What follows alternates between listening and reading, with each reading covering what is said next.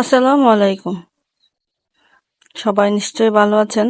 আলহামদুলিল্লাহ, আমিও ভালো আছি।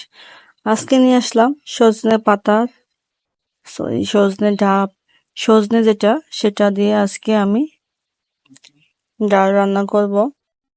তো এখানে দেখতে পাচ্ছেন গাছ থেকে আমি পেড়ে নিয়ে এসেছি সজনে পাতা এবং সজনে, একদম ফ্রেশ টাটকা সজনে পাতা নিয়ে এসেছিলাম গাছ থেকে পেড়ে। সেই সজনে ডাঁটা দিয়ে আজকে আমি ডালটা রান্না করব। তো কিভাবে আমি ডালটা রান্না করছি সেই প্রসেসটা আপনার সাথে আমি শেয়ার করছি। এখানে আমি মাটির চুলায় লাকড়ি দিয়ে ডাল একটা পাতিতে বসিয়ে দিয়েছি। তারপর ঢাকনা দিয়ে ঢেকে দিয়েছি।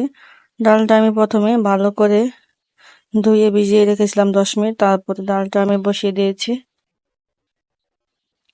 তার কিছুক্ষণ পর জাল করার পর দেখা গেছে ডালটা বলক চলে এসেছে। তখন আমি ডালের উপরে যে ফেনাটা থাকে ওটা আমি ফেলে দিলাম। তারপর ডালটা যখন সিদ্ধ হয়ে গেছে তারপর আমি দিয়ে দিলাম অল্প একটু হলুদ গুঁড়া, 1/2 চা চামচের মতো। তারপর দিয়ে দিলাম লবণ। হ্যাঁ, অবশ্যই ডালটা সিদ্ধ হওয়ার পর কিন্তু আমি ডালটা ভালো করে ঘুটে নিয়েছিলাম।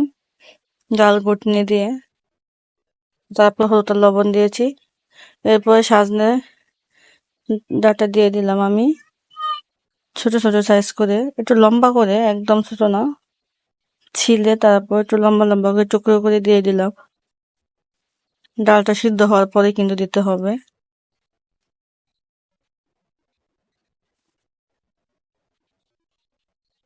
এরপর দিয়ে দিলাম কিছু কাঁচামরিচ ফালি।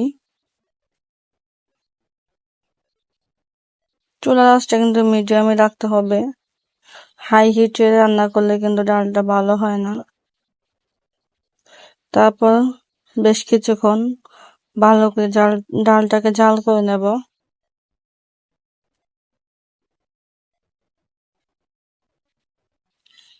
এরকম প্রায় 10 মিনিটের মতো ডালটা জাল করব। তারপর চুলাটাকে নামিয়ে নেব। এখন ডালটাকে আমি বাগার দিব রসুন পেঁয়াজ দিয়ে। তার জন্য একটা প্যান চুলাতে বসিয়ে নিলাম ডালটা নামিয়ে। তারপর দিয়ে দিলাম পরিমাণ মতন তেল। তেলটা যখন গরম হয়ে যাবে তখন আমি দিয়ে দিব পেঁয়াজ কুচি আর রসুন কুচি। পেঁয়াজ আর রসুনের কুচিটা আমি লাল করে ভেজে নেব। এই পর্যায়ে জালটা একটু বেশি দিতে হবে যাতে পেঁয়াজ রসুনটা লাল লাল হয়ে ভাজা হয়। দেখতে পাচ্ছেন এরকম লাল করে ভেজে নিয়েছি পেঁয়াজ আর রসুনটা।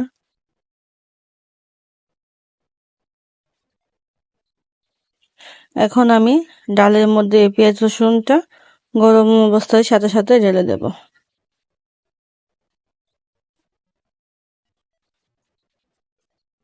তারপর একটা ঢাকনা দিয়ে ঢেকে দেব। বাস হয়ে গেল আমার সজনে ডাঁটা দিয়ে ডাল রান্না। অবশ্যই ভালো লেগেছে।